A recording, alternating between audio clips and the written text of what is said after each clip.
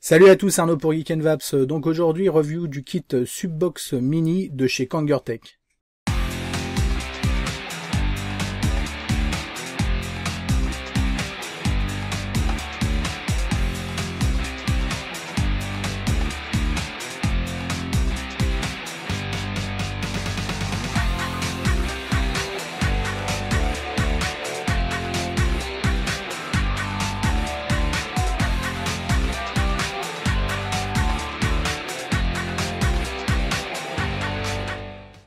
Alors ce kit Subbox Mini est un ensemble d'une box et d'un cléromiseur. Donc la box, c'est la K-Box Mini, clairement très différente de la K-Box première du nom. Tout d'abord, on va y retrouver un écran. Ensuite, elle va faire de 7 à 50 watts. En termes de dimension, on va être à 82 mm de haut pour 39 de large et 22 mm d'épaisseur. Elle va accepter des résistances à partir de 0,3 ohms, sachant qu'il conseille entre 0,3 et 1,6 ohms. On peut aller au-dessus, mais bon, ça sert pas vraiment à grand-chose. En termes d'accu, on va être avec un accu 18650. Il conseille minimum 20 ampères de décharge pour celui-ci, pour toute sécurité. On a bien sûr tout ce qui est protection, donc inversion de l'accu, température excessive de la box, court-circuit et shoot maximum de 10 secondes. Concernant le cléromiseur, ici le Subtank Mini V2, parce qu'il y a des différences par rapport à la première version, entre autres au niveau du système de réglage d'airflow, qui a pas mal évolué, aussi le plateau reconstructible, ici aussi fourni avec. Il est d'un diamètre de 22 mm pour 48 mm de haut et une contenance de 4,5 ml. Ce kit m'a été fourni par Evaps, donc un gros merci à Hugo. Allez, tout de suite on regarde tout ça en détail. Donc le starter kit Subbox Mini de Kangertech arrive dans une boîte comme ceci en carton, avec, vous voyez, une sorte de bague cartonnée pour pouvoir verrouiller tout ça. Donc là, Black Edition, sachez qu'il existe une version blanche. On ouvre la boîte, on y découvre le contenu inscrit à l'intérieur. On va avoir une petite fiche pour effectuer l'authentification de votre produit. Des petits stickers rouges, on verra après à quoi ça sert. Une petite notice d'utilisation concernant les résistances, donc suivant le type de résistance, le wattage à utiliser, et une notice complète, donc à la fois en anglais et en français. Ensuite, on va retrouver bien entendu notre box, le cléromiseur juste à côté, et quand on vient retirer la mousse, on a encore des compartiments avec un câble USB micro USB, un petit kit avec coton, tournevis, vis de remplacement et même un coil préfet. Une résistance additionnelle d'1,5 ohm OCC. Et pour finir, le plateau RBA qu'on regardera un peu plus tard. Allez, on commence avec donc la K-Box Mini. Vous voyez, noté Kangertech en rouge, donc rouge et noir, vraiment joli. Le bouton Fire sur le dessus, un petit écran et bouton plus moins. En dessous, vous retrouvez la connexion micro USB pour le rechargement. Au-dessus, donc K-Box Mini, on a la connexion 510 avec 4 arrivées d'air. Si vous avez une alimentation par le 510, c'est toujours préférable. Sur le côté, vous voyez, on va venir retirer le capot qui est maintenu par 4 aimants. Avec le logo Kanger ajourné qui permet de faire le dégazage. Et vous voyez, donc plus, moins, on va venir mettre l'accu en fait à l'envers. Alors de plus en plus, comme je le disais, on va mettre notre accu donc avec le positif vers le bas. On va regarder tout de suite à quoi servent ces fameux stickers. Vous avez vu que le logo Kanger est ajouré. Tout simplement, ça nous permet de venir coller une bande rouge sur son accu pour avoir un finish vraiment parfait. Donc pour la mettre en place, vous venez prendre un peu en repère en mettant l'accu, vous voyez, au niveau du cache. Ensuite, vous venez coller l'étiquette tout le long de l'accu. On met l'accu en place dans la box et vous voyez, une fois qu'on a mis le cache, on a ce finish rouge, en fait, histoire d'avoir quelque chose de vraiment cohérent. Alors c'est vraiment gadget, mais c'est le souci du détail, vraiment niveau finition nickel.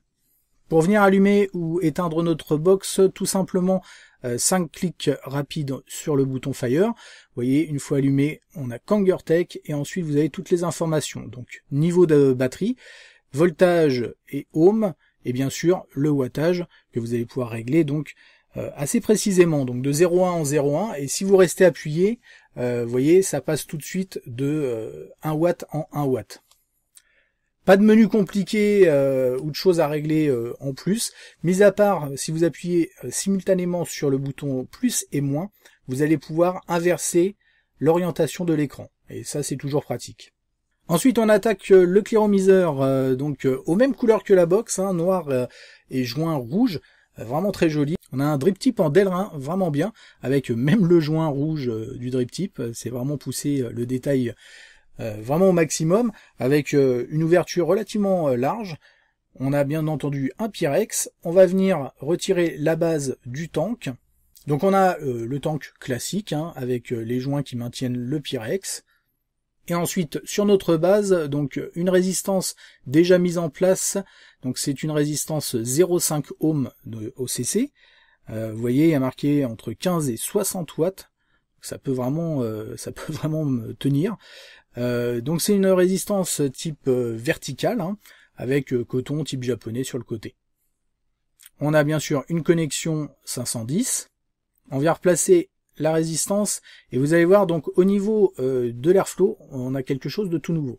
Donc des deux côtés bien entendu, avec deux cyclopes, mais également, vous voyez, deux petits trous pour vraiment avoir un tirage serré, des trous un peu plus important. Et ensuite, on arrive sur le cyclope que vous allez aussi pouvoir régler à votre convenance. À savoir que vous avez des crans à chaque fois pour chaque type de réglage. Pour le remplissage, très classique, hein, on vient mettre le liquide donc dans le tank sans bien entendu dépasser la cheminée intérieure. Et ensuite, très important, vous venez mettre du liquide au niveau de la résistance neuve pour aider à la capillarité. C'est très important parce que sinon vous risquez de cramer le coton. Je rappelle, on est sur des résistances donc là à base de coton, donc un peu comme sur un reconstructible, on vient humidifier notre coton à la base. Il ne nous reste plus qu'à revisser la base sur le tank, remettre le drip tip et venir visser notre cléromiseur sur la box. Et voilà, on est prêt à vaper. Donc vous l'avez vu, un ensemble vraiment joli, harmonieux. Ils ont vraiment fait quelque chose de très propre, très soigné, avec donc un écran qui est relativement petit, hein, mais suffisant par rapport aux informations qu'il y a délivrées. Hein. On n'a pas de, comme vous l'avez vu, de menu, sous-menu, etc. C'est vraiment très simple. Hein. On allume, on règle le wattage, basta. La seule chose, effectivement, c'est l'orientation de l'écran, si vous préférez d'un côté ou de l'autre. Donc là, j'ai la résistance OCC 0,5 ohm. Je suis réglé à 25 watts. Donc pas super élevé. On nous dit qu'on peut commencer à 15 watts. Vous allez le voir. Là, airflow ouvert au maximum. On voit tout de suite ce que ça donne.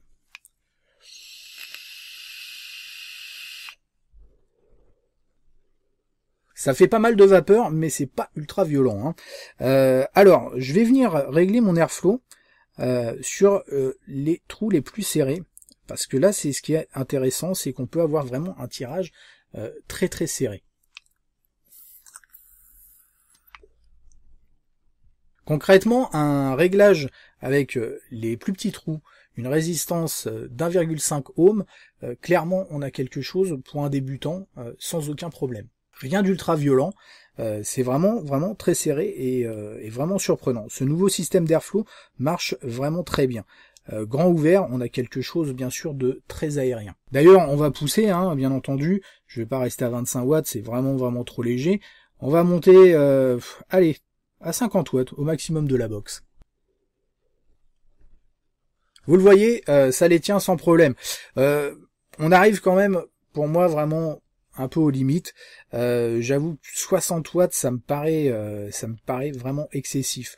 Personnellement, j'ai tendance à l'utiliser plutôt aux alentours de 30 watts, 35 watts, c'est plutôt bien. En tout cas, les résistances préfaites fonctionnent très bien. 0,5 ohm, ça envoie sans aucun problème. 1,5 ohm, vous avez les watts suffisants. Hein. Vous allez avoir quelque chose, bien sûr, de moins violent. Là, on est vraiment sur une résistance sub-ohm qui nécessite un peu plus de watts. Donc là, on va tout de suite voir le plateau RBA V2.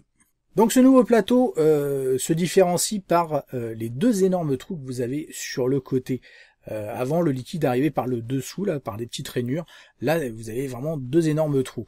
On peut dévisser donc la partie supérieure, vous voyez, avec un léger effet cloche, hein, des joints. Ensuite, vous voyez, vous avez une résistance prémontée, avec une petite vis sur le côté. Ça c'est le petit côté que j'aime un peu moins au final, parce que j'aimais bien quand on pouvait venir visser, dévisser. Ça n'a peut-être pas été possible techniquement. Donc ils ont mis une petite vis comme ça sur le côté qu'on vient desserrer pour venir retirer le corps d'atomiseur.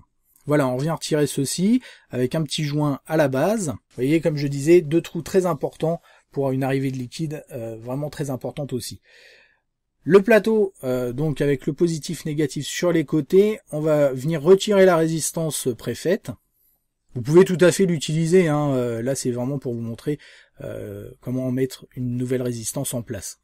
Donc on va se faire une résistance en utilisant du Cantal 0,40 sur une tige de 2,5 mm de diamètre, sur laquelle je vais faire 6 tours et demi. Je vais bien entendu venir écarter légèrement les spires. Et donc on vient mettre en place la résistance. Donc c'est assez marrant, on a un système un peu de blocage de Cantal qui est plutôt pratique.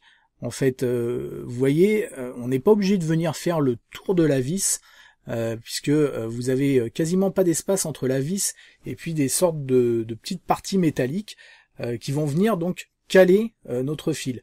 Ce qui fait que la mise en place, du coup, est vraiment très aisée. Une fois les vis bien resserrées, on vient descendre légèrement la résistance pour être assez proche de l'arrivée d'air. Et bien entendu, on vient retirer le Cantal excédentaire. Ensuite, on va venir revisser notre plateau sur la base, assez simple, donc ça c'est pratique parce que c'est pas toujours le cas sur tous les systèmes reconstructibles sur Cliro. On vérifie en termes de ohm, on est à 0,7 ohm, donc nickel. On vient faire chauffer légèrement la résistance pour cramer les résidus. Et ensuite, on vient placer notre coton donc de la Fiberfrix ici en densité 2.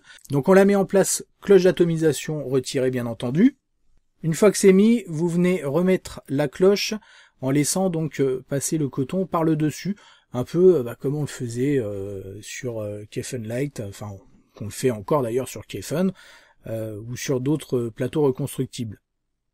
Vous revissez bien sûr la cloche d'atomisation et une fois que c'est fait, on vient retirer un peu de fibre, hein. On laisse se dépasser voilà, d'un demi-centimètre à peine. Il ne nous reste plus qu'à mettre le coton en place donc sur les côtés de la résistance, en regardant bien que le coton arrive bien entendu en face et obstrue en fait les trous sur les côtés.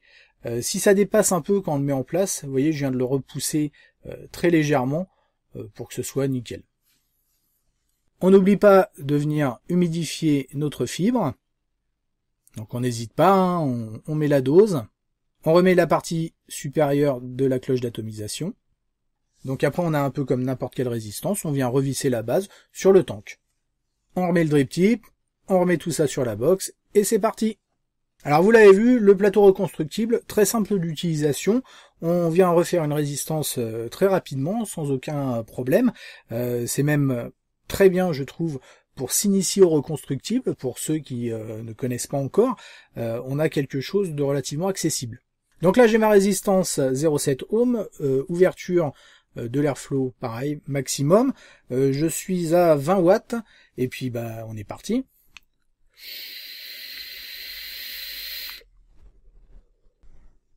Pas de surprise, ça marche très bien. On a une alimentation en liquide qui est très bonne du coup avec ces deux énormes trous. Alors attention, ne faites pas de résistance trop petite. Moi je suis parti sur du 2,5 mm de diamètre. Je pense qu'on est sur un bon compromis. Il faut vraiment qu'on ait suffisamment de liquide au niveau du coton sur le côté. Si vous faites une résistance trop petite avec voilà un peu pas assez de coton, ça risque effectivement de fuir. Moi, en tout cas, j'ai vraiment eu aucun problème de fuite. Je l'ai trimballé à droite, à gauche, rien à dire. Après, pour ce qui est de la résistance, c'est bien, on peut faire un peu ce qu'on veut. Là, j'ai utilisé du 0,40, ça marche très bien. Vous pouvez utiliser du 0,30, 0,32 si vous voulez avoir une résistance un peu plus élevée. Après, en 0,40, venir faire plus de tours, ça va être compliqué. Un tour en moins, par contre, voilà, vous allez être bien. Concernant les performances, on a quelque chose qui est plutôt pas mal. Ça va venir descendre en volts, hein, c'est-à-dire qu'on va pouvoir descendre à du 2 et quelques volts. Je sais pas exactement jusqu'à combien on peut descendre. À savoir par contre que quand vous êtes sur des valeurs basses, on va avoir tendance à être un peu au-dessus. Hein, ça va shooter un peu plus que ce qui est affiché. Et en contrepartie, quand vous montez vraiment très très haut, on va être un peu en dessous. C'est relativement précis, on n'est pas tout à fait, c'est pas non plus du ultra pile poil, mais la tolérance est vraiment très bonne.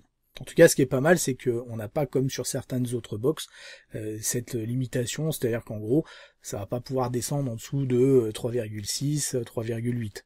Concernant l'autonomie, on a quelque chose de tout à fait correct, suivant votre résistance et puis le nombre de watts auquel vous allez vaper, bien entendu. Comme toujours, par contre, vous pouvez venir recharger via le câble micro USB. Je vous conseille d'utiliser, si vous le faites, celui qui est fourni, parce que effectivement, d'un câble à un autre peut y avoir des différences. Mais de toute manière, je continue à vous conseiller le rechargement via un chargeur séparé. C'est toujours plus sécure. Et bien entendu, surtout ne pas oublier de prendre des accus de bonne qualité avec un taux de décharge minimum de 20 ampères. Concernant son tarif, on va être à 79,90 € pour l'ensemble, ce qui est totalement convenable. On a une box qui marche vraiment très bien, qui va monter jusqu'à 50 watts, alors pas de contrôle de température, pas de choses comme ça, mais c'est plutôt pas mal. Et le cléromiseur, donc ce Subtank Mini V2, qui marche vraiment très très bien, et en plus qui a un look vraiment sympa. En ce qui concerne la qualité de la peinture, pour l'instant j'ai pas de problème, j'ai pas de pet, je l'ai même fait tomber. Je l'ai fait tomber dans un parking. Il y avait un petit pet de couleur. Au final, c'était la peinture du parking souterrain qui était venue. Je l'ai enlevé. Résultat, il y a rien. Donc ça a l'air d'être plutôt résistant. Après, j'ai vu effectivement sur Facebook ou certains forums et des personnes qui avaient pas mal de pets au niveau de la peinture. Alors je sais pas s'ils ont beaucoup choqué ou autre. Moi je sais que je l'ai trimballé, j'ai même fait tomber donc du coup une fois, et j'ai pas de problème. Allez, on va tout de suite attaquer les plus et les moins. Les plus pour commencer. Un kit vraiment complet qui fonctionne bien l'un avec l'autre, bien entendu. On a un 510, donc on va pouvoir mettre aussi d'autres claireaux et autres. En plus, c'est du 22 mm au niveau de l'arrondi, donc ça va venir s'adapter avec pas mal de choses. Un kit en plus relativement simple pour de l'électronique. On a un écran, mais on n'a vraiment rien à régler. Encore une fois, mis à part l'orientation de l'écran, sinon c'est plus/moins bouton fire. Vraiment très simple. La qualité de vape sur l'ensemble qui est vraiment très bonne. Effectivement, on va avoir la puissance nécessaire, sachant qu'on est sur une vape lisse, aussi important à préciser, et du coup, ça vient délivrer vraiment ce qu'il faut par rapport à notre Cliro. La finition que je trouve très propre, peut-être à la rigueur, mis à part au niveau du capot aimanté, effectivement, où voilà, j'ai un petit gap sur le haut. Bon, en bas, en même temps, j'ai rien. Donc c'est pas vraiment gênant. Par contre, les boutons, j'avais un petit peu peur. Ça fait pas de bruit. Ils se maintiennent bien. Relativement agréable pour le bouton Fire, qui est un peu plus gros que le plus et le moins. Donc non, ça marche bien. Les moins maintenant. Encore une fois, pas grand-chose à reprocher. On pourrait lui reprocher effectivement une précision qui reste relative par rapport au réglage. Autre chose aussi, d'ailleurs, quand voilà, je vais avoir donc ma résistance, le nombre de watts, le niveau de batterie. Si je viens shooter, je vais avoir ma correspondance en volts. Par contre, si je ne shoote pas, je n'ai pas ma correspondance en volts. Donc ça c'est un peu dommage parce que je ne le sais pas en avance au final. Alors est-ce que c'est vraiment utile? Donc là du coup on a peut-être quelque chose en temps réel par rapport aux volts envoyés. À savoir que pareil c'est pas totalement précis. Au niveau du plateau reconstructible, ça marche très très bien. Le seul regret, à la rigueur, c'est cette vis latérale qui est un petit peu, entre guillemets, embêtante, parce que c'est vrai que du coup, ça rajoute un vissement, dévissement. On risque de perdre cette vis. Alors, vous n'êtes pas obligé de la retirer entièrement pour pouvoir retirer la cloche d'atomisation. Donc, venez juste la dévisser, la dévisser pas n'importe où, avoir quelque chose en dessous, au cas où elle vient s'enlever entièrement. Voilà donc un kit nickel complet, il manque juste l'accu, il faudra l'acheter séparément. Encore une fois, si vous n'avez pas encore de chargeur, prenez la Q puis un chargeur, c'est moins de 20 €, hein, et ça vous servira quoi qu'il arrive. Mais en tout cas, il y a vraiment tout ce qu'il faut et ça marche super bien. Allez, on se retrouve très rapidement pour de nouvelles aventures. Merci d'avoir regardé cette vidéo. N'oubliez pas de participer à l'Edus et en attendant, une très bonne vape à tous.